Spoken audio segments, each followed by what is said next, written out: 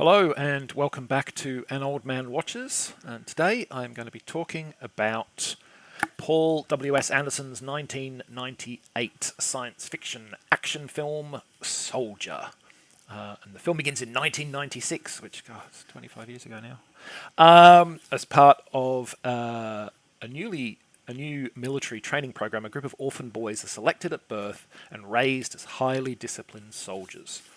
They are taught to be ruthlessly efficient killers, utterly loyal to their commanding officers, and with no understanding of anything but military routine and no ambition but to serve.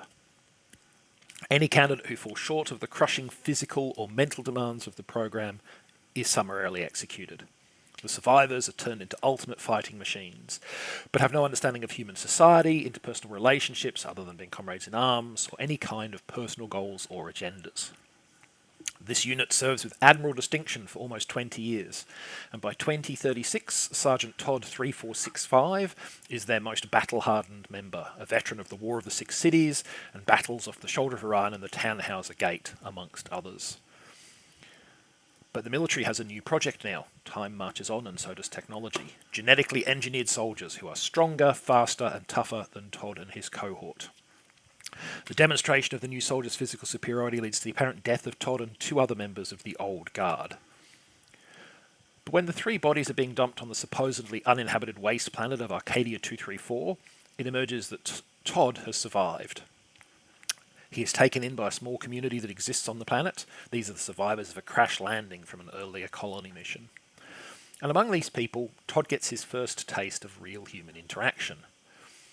However, Arcadia 234 is no idyllic place.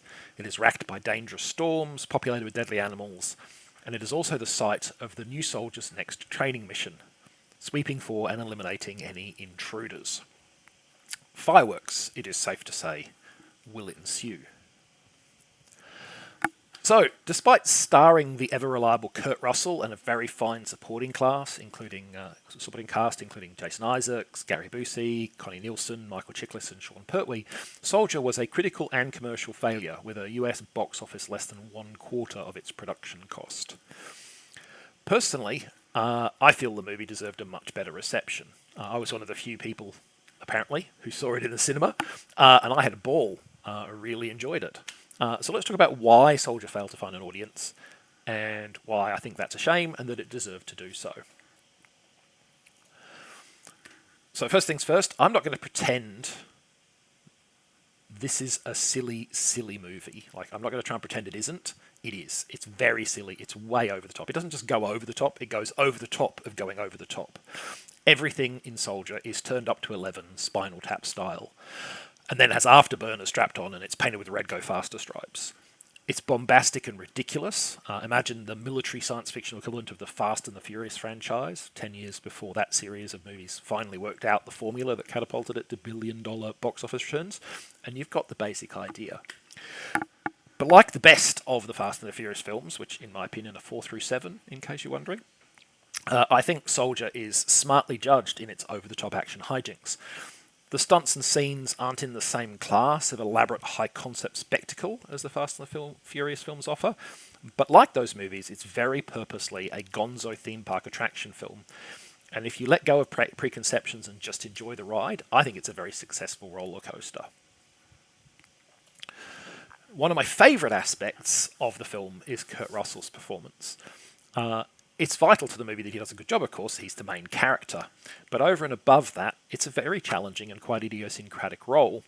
Despite being involved in something like 85% of the movie's scenes, in the entire 90-minute run of the whole film, Russell speaks only 104 words. Not 104 lines, 104 words. Todd 3465 is not at all used to human company outside of military operations, and he has no context for or understanding of things like small talk or chit-chat. His natural state is silence, and that leaves Russell to do the vast majority of his acting via facial expression and body language, while also capturing that this is a man who's been deliberately emotionally stunted by those who raised him, and who therefore doesn't really understand many of the situations he is in, what is expected of him, or how he should act. At least, not until he has a mission.